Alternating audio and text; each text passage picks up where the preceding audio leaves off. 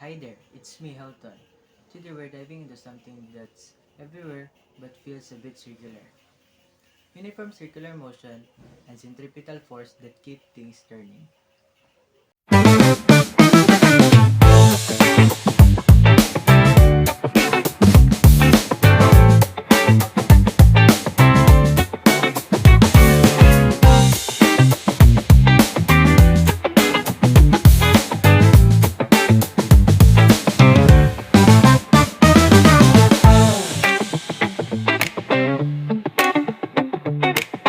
We've examined a lot of linear motion up to this point, whether horizontal, vertical, or at some angle.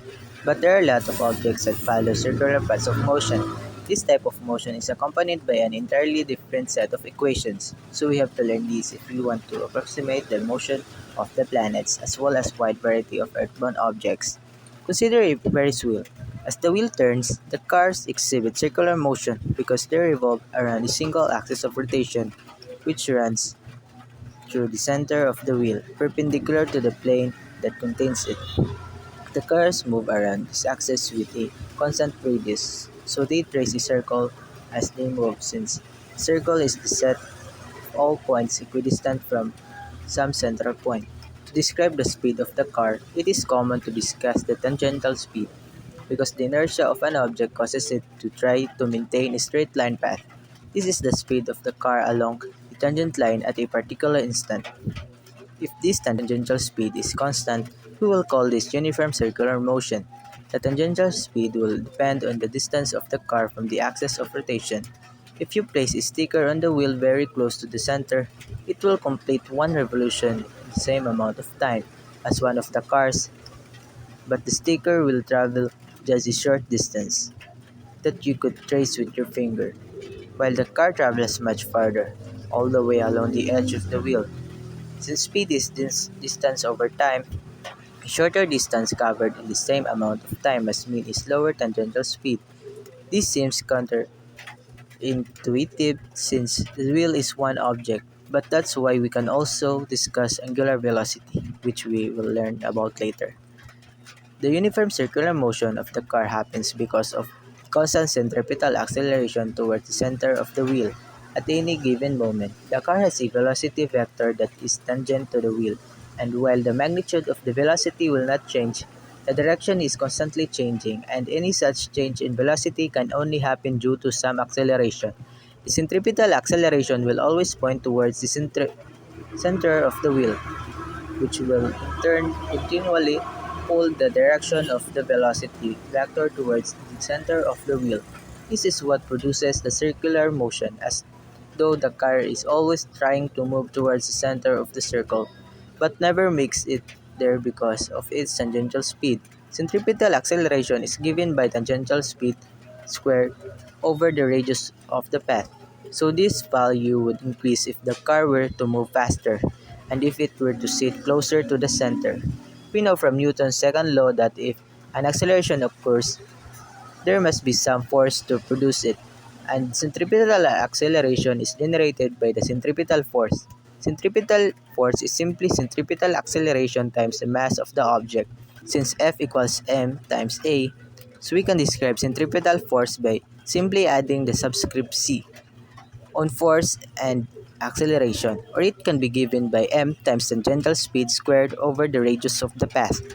This represents the force that must be applied to produce the circular motion, like the other amount force that must be applied to spin a ball on a string in a circle around your head.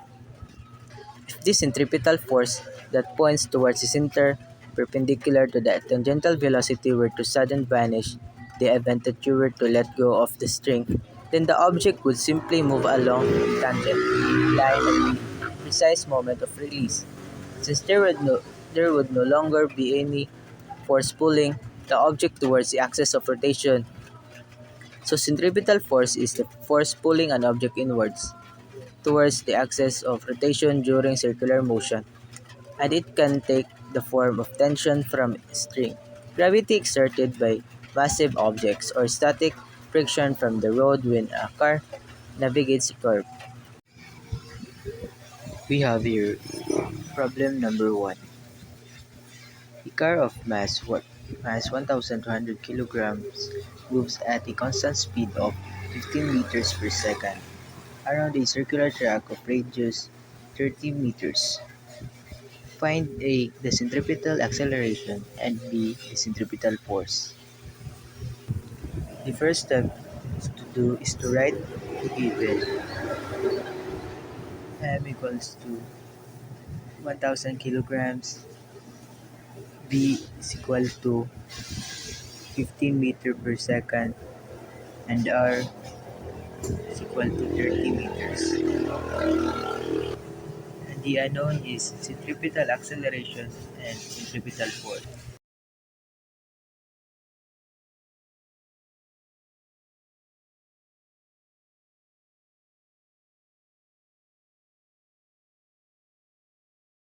To find centripetal acceleration, we need to write the formula AC equals v squared over r.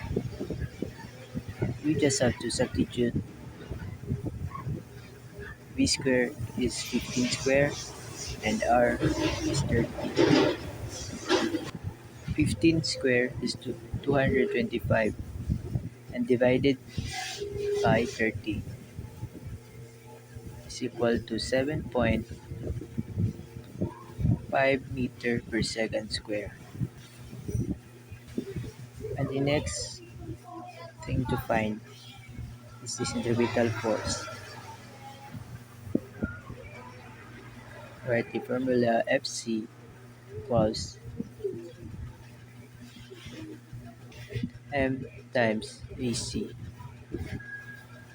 and just substitute m is 1,200 kilograms times 7.5. The answer is 9,000 Newton toward the center.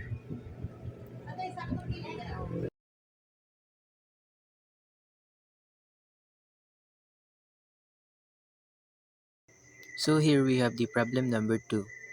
A stone of mass 0.20 kg swings in a horizontal circle on a string.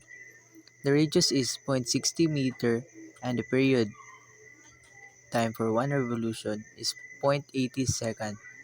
Find the stone's speed, the centripetal acceleration, and the centripetal force. So first, we write the given mass is equal to 0.20 kg, radius is equal to 0.60 meter, and the time is 0.80 second. And the unknown are velocity and centripetal force. The first thing to find is the velocity, and the formula for the velocity is 2 pi r over t.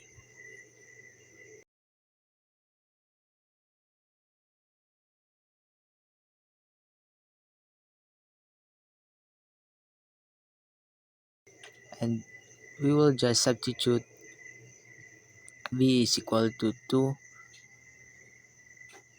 times pi 3.13 times 0.60 over 0.80, and the answer is 4.7124 meter per second. And we have to find the centripetal force. But first, we have to find the centripetal acceleration, where v squared over r. Just substitute 4.7124 square over 0.60, and the answer is 37.0110 meter per second square. And we will proceed to the centripetal force. Mass times centripetal acceleration, or A sub c. 0.20 times 37.0110, and the answer is 7.4022 Newton towards center.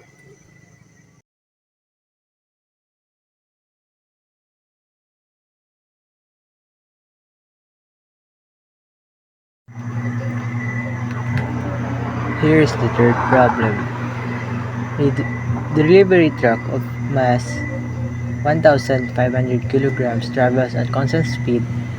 Velocity equals 2 meters per second. Around the circular roundabout of radius equals 45 meters. Find the centripetal acceleration and the centripetal force. Show every arithmetic step. So here, we will write the given first. Mass equals 1,500 kilograms, velocity 22 meters per second, and the radius 45 meters. The unknown are centripetal acceleration and the centripetal force. First, we need to find the centripetal acceleration. And the formula for the centripetal acceleration is v squared over r. Where v squared is 22, the r is 45. So we just have to substitute it. 22 squared divided by 45 is equal to 10.76 meters per second square. Now, it's time to find the centripetal acceleration.